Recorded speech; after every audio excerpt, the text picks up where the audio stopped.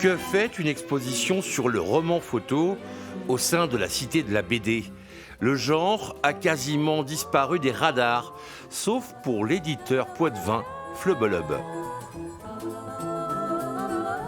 La maison d'édition en produit régulièrement, tout comme elle publie des bandes dessinées. À y regarder de plus près, le roman photo, tel que nous le connaissons aujourd'hui, n'est finalement pas si éloigné de la BD. Certains auteurs storyboardent leurs histoires et utilisent des bulles pour que leurs personnages s'expriment. Le dispositif formel, la façon d'organiser l'histoire, y compris d'ailleurs même les spécificités qui sont celles de la bande dessinée, le fait qu'il y a un blanc notamment entre les cases dans lequel le lecteur va se plonger, va s'investir pour comprendre la totalité de l'histoire, c'est le même fonctionnement pour le roman photo et la bande dessinée.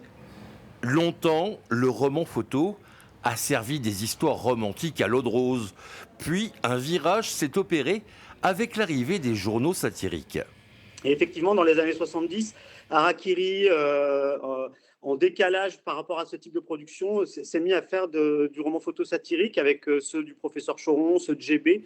Et oui, on peut dire quand même que ça a été une époque hyper marquante, d'autant plus marquante que encore aujourd'hui, pour nous, ça reste une référence. Et l'exposition qu'on présente au Festival d'Angoulême, elle a été nourrie par les travaux de ces illustrants ancêtres.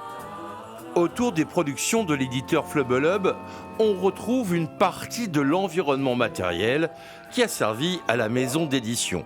Durant l'exposition qui dure jusqu'au 9 mars, les visiteurs sont invités à se servir de ces décors pour réaliser leur propre roman photo.